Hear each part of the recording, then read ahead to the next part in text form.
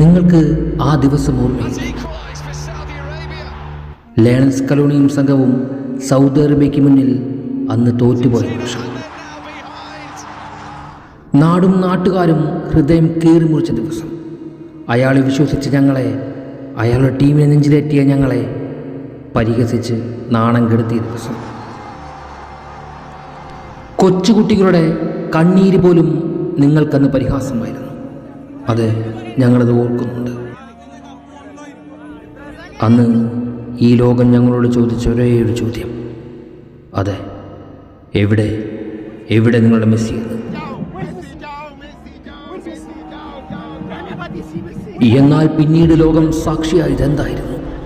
സർവ്വസീമകളും ലംഘിച്ച് സർവരുടെയും സ്വപ്നങ്ങളിൽ നിന്ന് തകർത്തെറിഞ്ഞ് തന്നെ വിശ്വസിച്ചവർക്ക് വേണ്ടി അയാൾ അവതരിച്ചത്.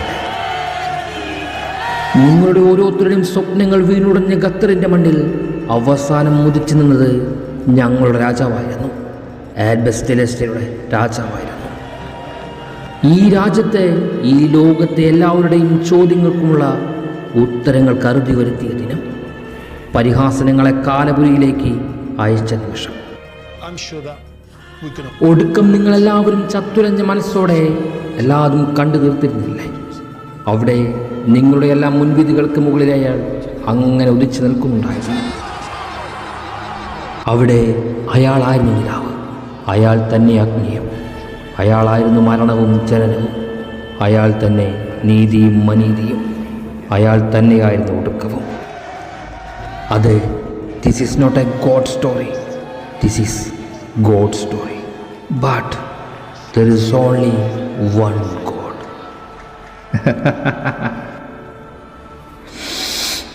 The name Lionel Andres Messi.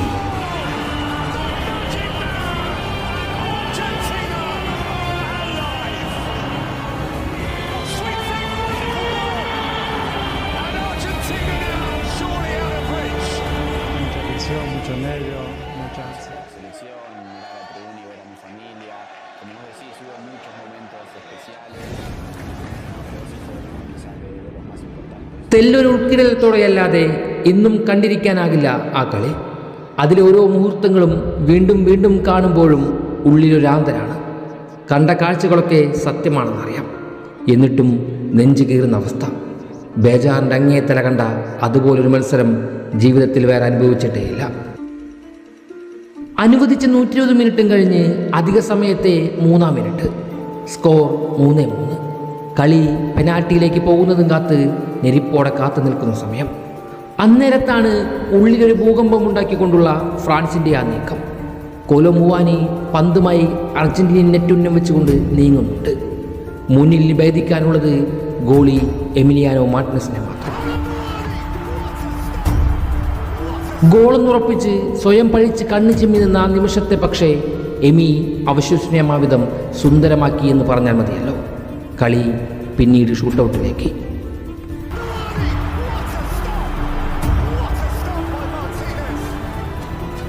എമിയുടെ അത്ഭുത നീക്കവും അതുണ്ടാക്കിയ ആഹ്ലാദങ്ങളും വാക്കുകളിലൂടെ പറഞ്ഞു ഫലിപ്പിക്കുക സാധ്യമല്ല.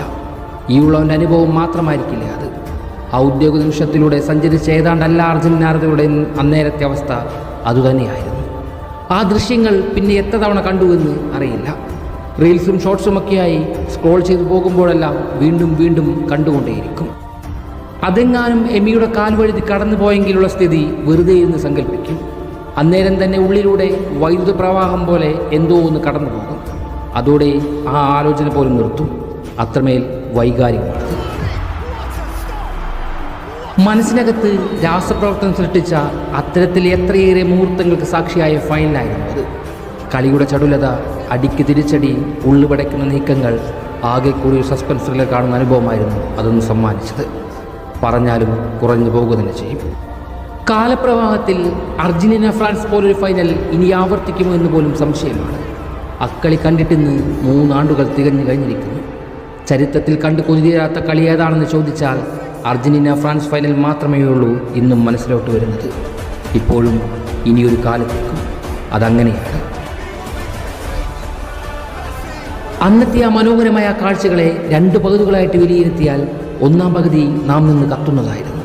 കിക്ക് ഓഫ് മുതൽ ഷൂട്ടൗട്ട് വരെ ഇരിക്കി പൊറുതിയില്ലാത്ത മിനിറ്റുകൾ. അർജന്റീന കുപ്പായത്തിനൊപ്പം അറിയാതെ നമ്മളും കാലുവായിക്കുന്ന പകുതി. രണ്ടാം പകുതിയാകട്ടെ അനിർവചനീയമായ അനുഭൂതി പകരുന്ന ദൃശ്യാനുഭവങ്ങളാണ് നമുക്ക് തരിക. ഷൂട്ടൗട്ടിൽ അവസാന കിക്ക് കഴിയുന്ന തൊട്ട് അത് ആരംഭം കുറിക്കുന്നുണ്ട്.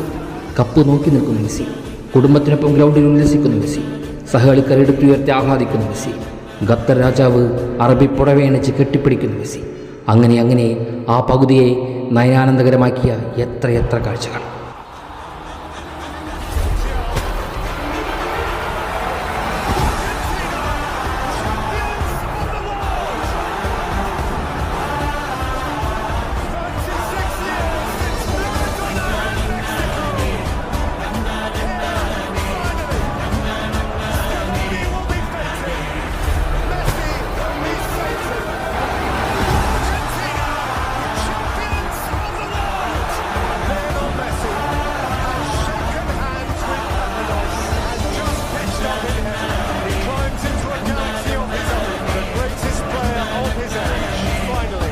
greatest accolade football ever awarded at the end of one of the greatest football matches ever played. Was it?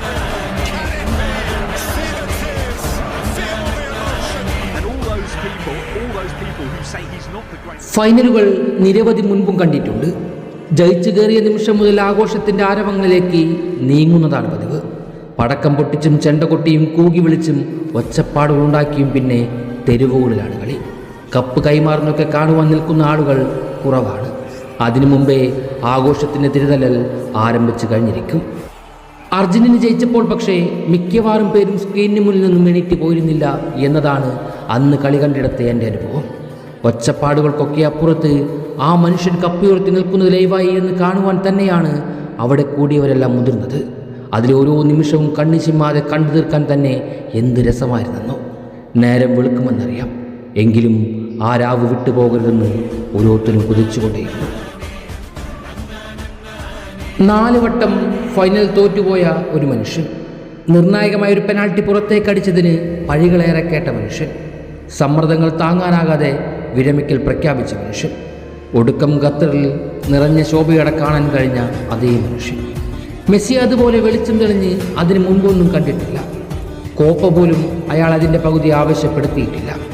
കൊച്ചുകുട്ടികളെപ്പോലെ ആ കപ്പരികത്തിൽ ചുറങ്ങുന്ന അയാളുടെ ചിത്രം വരെയും കണ്ണിൽ നിന്നും ഇന്നും മായുന്നില്ല. അയാൾ അതത്ര ആഗ്രഹിച്ചിരുന്നുവെന്ന് കപ്പയാളുടെ കൈകളിൽ വന്നതിൽ പിന്നെയാണ് ഞാൻ മനസ്സിലാക്കുന്നത്. പക്ഷേ ഒന്നുകൂടി ഞാൻ ഓർമ്മിപ്പിക്കാം, ഈ ഫൈനലിനെ യുദ്ധസമാനമാക്കിയത് കിലിയൻ എംബാപ്പെ എന്ന ആ ഫ്രാൻസുകാരനാണ്. ഒരു ഫൈനലിന് വേണ്ടതിലധികം വീറും വാശിയും സസ്പെൻസും കൊണ്ടുവരുന്നതിൽ അയാൾ വഹിച്ച പങ്ക് അവർണ്ണീയം തന്നെയാണ്. അന്തിമവിധി നിർണയിച്ച ഷൂട്ടൗട്ടിൻ്റെ ആദ്യഘട്ടം കിക്കെടുക്കാൻ വന്ന എംബാപ്പയെ കണ്ടപ്പോൾ തന്നെ ഉറപ്പിച്ചതായിരുന്നു ആ പന്ത് വലയ്ക്കകത്തേക്കുള്ളതായിരുന്നുവെന്ന്. വിചാരിച്ചതുപോലെ തന്നെ സംഭവിക്കുന്നുണ്ട്. 2-0 പിന്നിൽ നിന്ന ഫ്രാൻസിനെ വെറും 100 സെക്കൻഡുകൾ കൊണ്ട് ഒപ്പത്തിനൊപ്പം എത്തിച്ചതും അതേ കാലുകൾ തന്നെ.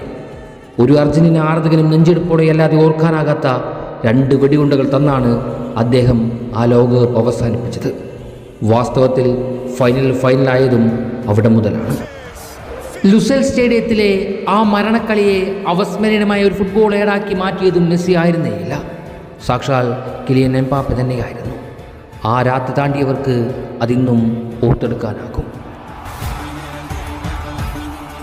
പെനാൽറ്റിക്കായി അർജന്റീനിയൻ ഭാഗത്തു നിന്നും ആദ്യമെത്തിയത് മെസ്സി ആയിരുന്നു.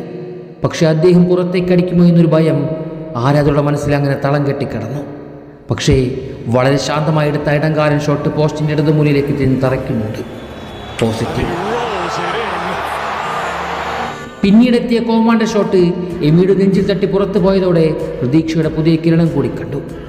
അന്നേരത്തെ എമിയുടെ ആവേശം ത്രില്ലടിപ്പിച്ചുകൊണ്ടേയിരുന്നു. പിന്നീട് ചൗമേനയുടെ കിക്ക് ബാറിൽ തട്ടി പുറത്തു പോയപ്പോഴേക്കും ആവേശത്തിൻ്റെ പരകൂടി കണ്ടു തുടങ്ങി.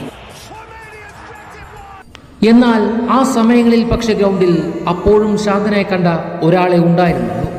അത് ലിയോ തന്നെയായിരുന്നു. ഷൂട്ടൗട്ടിൽ അയാളെന്നെടുത്ത പെനാൽറ്റി ഒന്ന് കാണേണ്ട കാഴ്ച തന്നെയായിരുന്നു. ലോകകപ്പ് ഫൈനൽ പോലൊരു മത്സരത്തിൽ അത്ര ശാന്തമായി ഒരു കിക്കെടുക്കാൻ കഴിയുക എന്ന് തന്നെ വലിയ ചങ്കൂറ്റമാണ്.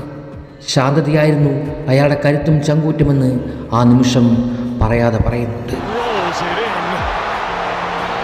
നീണ്ട 36 വർഷത്തെ കിരീട വരൾച്ചയ്ക്ക് ശേഷമാണ് അർജന്റീന ഒരിക്കൽ കൂടി ലോകകപ്പിൽ മുത്തമിടുന്നത്.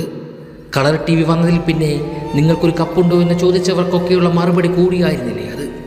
റൊസാരിയോ റോസാപ്പൂ എന്ന ഖ്യാതിയോടെ ഫുട്ബോൾ ലോകം കീഴടക്കിയ പയ്യൻ അന്ന് വരെ നേരിട്ട വിമർശനങ്ങൾക്കെല്ലാം അറുതിയായ ദിനം.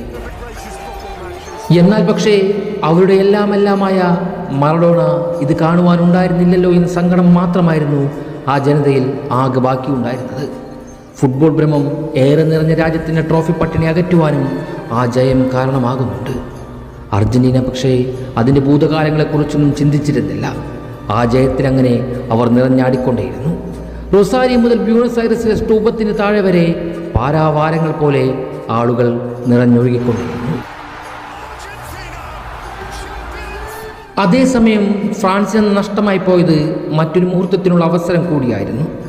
58ലും 62ലും തുടർച്ചയായി ബ്രസീൽ നേടിയ ലോകകപ്പ് കിരീടമെന്ന ആ റെക്കോർഡ് നേട്ടത്തിനൊപ്പം എത്താനുള്ള അവസരമായിരുന്നു അവരുടെ കയ്യിൽ നിന്ന് നഷ്ടമായി പോയത്.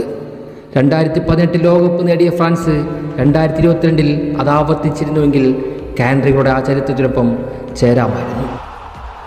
എന്നാൽ അവരുടെ ആ സ്വപ്നങ്ങൾക്കെല്ലാം മുകളിൽ അയാളെന്ന ദൈവമുണ്ടായിരുന്നു.